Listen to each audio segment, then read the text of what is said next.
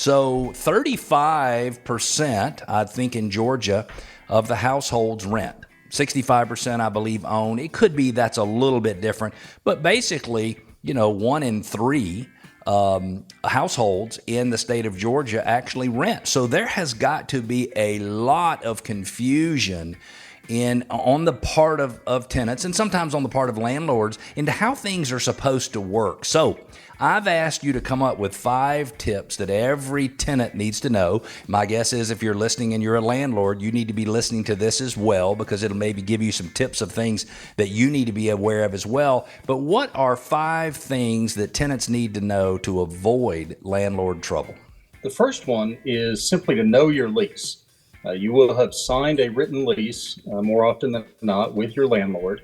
Don't throw it in a drawer and forget where it is. Okay. You need to be able to pull that back out if you've ever got any issue with that lease. And there are the lease will answer the vast majority of the questions that you're going to have in most situations, but you need to have it available to you. Don't guess at what it might say. I think most people glaze over it and they see it as just legalese and boilerplate, and they don't realize that it really does contain all of the provisions that govern that relationship. And it's critical that you read it. Landlords are reading them. Landlords know their leases and their lawyers know their leases. So it's incumbent upon you as the tenant to know that lease as well. You don't have to know it as well as the landlord's lawyer is going to, but you do have to have it available to you so that you can refer back to it when you've got a question. What's number 2? That was a good one. Number 2 is simply pay on time. The landlord exists to collect rent and to provide you with a place to rent, but your principal obligation as a tenant is to pay rent and to pay rent on time. And with that goes the issue of you have to use the method and the timing that are actually in the lease.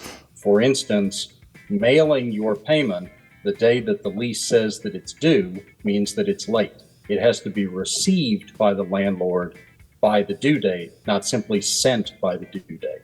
The number 3 is one of the main reasons why folks, other than just that they don't have the money, one of the reasons why they might not pay their rent is repair issues at the property. If you have an issue that needs repair, go back to your lease, read not only the right to repair and the duty to repair sections, but read your notice provisions, and you need to give immediate notice to your landlord. They can't fix something that they don't know about, and you need to make them aware of those issues so that they can get that scheduled, and then you've got the full panoply of your rights if they don't take action to repair. So number 4 is follow the notice provisions in the lease. You've got to go back to the lease. A lot of these are form leases that notice will be done either by certified mail, it'll be done by overnight delivery.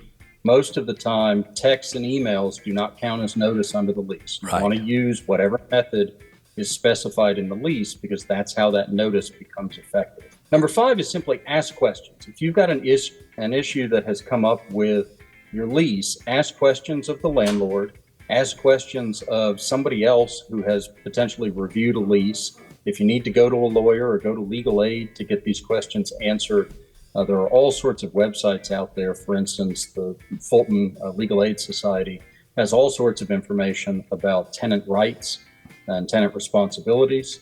But don't go it alone. Ask questions and get answers to these things. Don't let these issues linger. You need to deal with them right away. That's important.